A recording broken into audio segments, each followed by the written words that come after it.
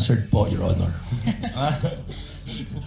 The presiding officer would like to remind the witness to kindly avoid making a ruling for and behalf of the presiding officer.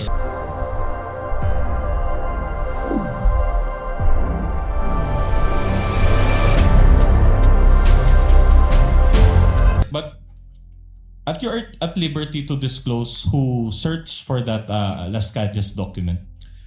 Ito nga po, yung pong dokumento, we got hold of it.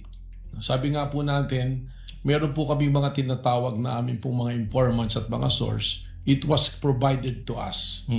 Nung ibinigay po sa amin to, hindi naman po ibig sabihin ay amin kaagad itong paniniwalaan. At tama po kayo. That's okay. I can ask subsequent questions regarding to that. So actually my question is, after you had obtained this document, did you subpoena Las Cañas to verify the contents of those documents? Hindi po, sapagkat he is nowhere to be found. That's enough. So without verification, you decided to believe the contents of the document that you obtained? Again, ibabalik ko po ron sa 5 nating factors. Isinama lamang namin po ito, isa dun sa mga factors na sinasabi po natin, yung pattern of violence na tinatawag.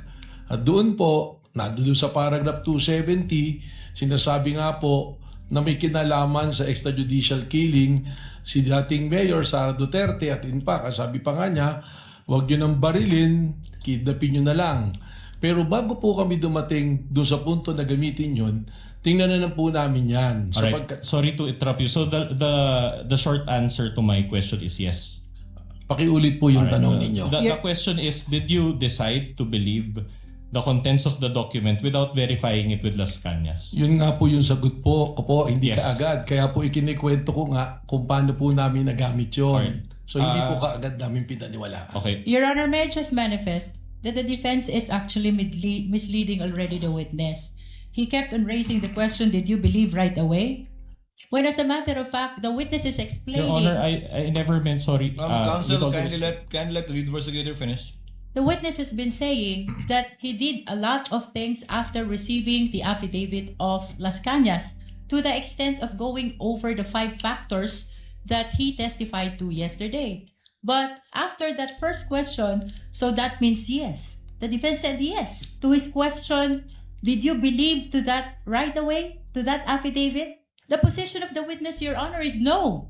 Short Because- rejoinder, Your Honor. Actually, asked and and answered by the witness. That is his response, counsel for respondent, to your question. Yeah. Move on, counsel. Yes, Your Honor. We are satisfied with that answer. But another follow-up question. So without verifying it, sorry. That's misleading, Your Honor. Allow him to finish the question, counsel. Just on What the is the point- pleasure of Senator Judge Cayetano? Just on your ruling, may be clarified because the question was, pinaniniwalaan mo ba? Ang sagot niya, hindi ka agad. So counsel was asking for yes or no. I just want to be clarified. Hindi pinaniniwalaan agad, does that mean afterwards pinaniniwalaan mo na or never mo pinaniniwalaan? Just so that the record is clear. Just that clarification. It should be no. Thank you, Senator Judge Cayetano. Alan? Witness will please answer. Yes, Your Honor. Kaya ko nga po ikinikwento yung buong pangyayari para po makita kung paano po kami dumating dun sa punto na ginamit po doon sa pattern of violence yung pong affidavit na ito.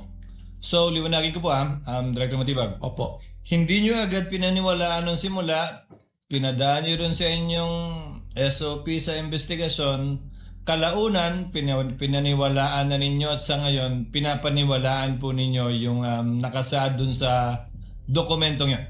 Kalaunan po, ito ay ginamit na namin na isa sa basehan po doon sa pattern of violence pagkatapos po namin idaan sa proseso po. So, pinaniwalaan nyo na, pinanghawakan nyo na, kumbaga. Sa ngayon po, tama po, Your Honor. Okay.